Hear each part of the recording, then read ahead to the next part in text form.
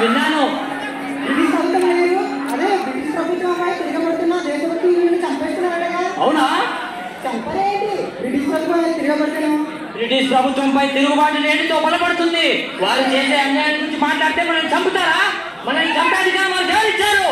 మనకి మన బ్రతికి ఇదే తిరగబడినంత కాలం మనపై మన వారిపై బ్రిటిష్ ప్రభుత్వం అధికారం చెలాయిస్తూనే ఉంటుంది. రాజు పౌరుని సమస్య తెలుసుకుంటూనే ఉంటుంది. ఎంతకాలం ఇలా భయపడుతూ బ్రతికేది? భయపడుతూ బ్రతకడం కంటే ఉద్యమకారులుగా చావడం మేలు. వందే మాతరం. రాజు రాజు అల్లూరి సీతారామరాజు కోసం బ్రిటిష్ ప్రభుత్వం వినండి. ప్రభుత్వంపై తిరగబడ్డ అల్లూరికి మీరందరూ సాయం చేస్తున్నారని తెలిసింది.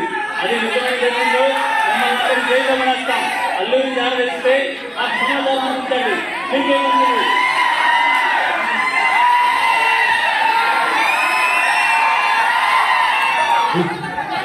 ఒక్క పర్మిషన్ ఇవ్వండి సార్. అల్లూరి సీతారామరాజు తెచ్చి నీ కళ్ళ కాడ పడేస్తాను.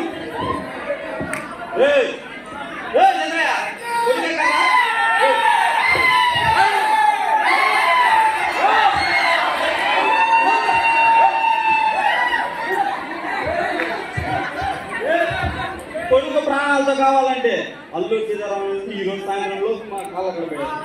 లేదంటే నీ కొడుకు ప్రాణం తీస్తా.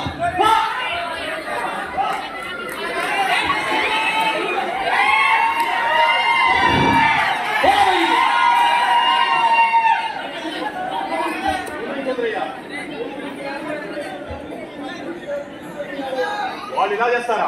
వాళ్ళు అన్ని చూస్తా.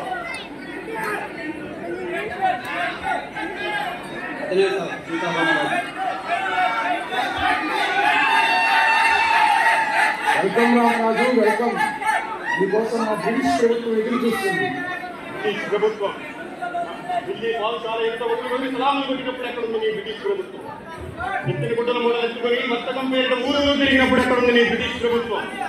యుద్ధంగా కట్టుకోవడానికి ఇంత తోడుతారని మా చంద్రగిరిరాజు దగ్గర జోలు పట్టి తిరుగు మెప్పినప్పుడు ఎక్కడుంది నీ బ్రిటిష్ ప్రభుత్వం? శభాష్ రామరాజు, ఇలాంటి గొప్ప వీడు మా దేశం బాధపడుతున్నాం. పొరపాటును కూడా అలా ఊహించుకోకు. ఇది నా మాతృభూమి. ఇక్కడ నేల పవిత్రం, నీరు పవిత్రం, గాలి పవిత్రం, కొండ కూడా సమస్త పవిత్రం. నేను ఈ జన్మకే కాదు, ఏ జన్మలెక్కినా ఈ పుణ్యభూమిలోనే పుడతాను. నా జాతి ప్రజల సముద్రాలకై పాడుపడతాను.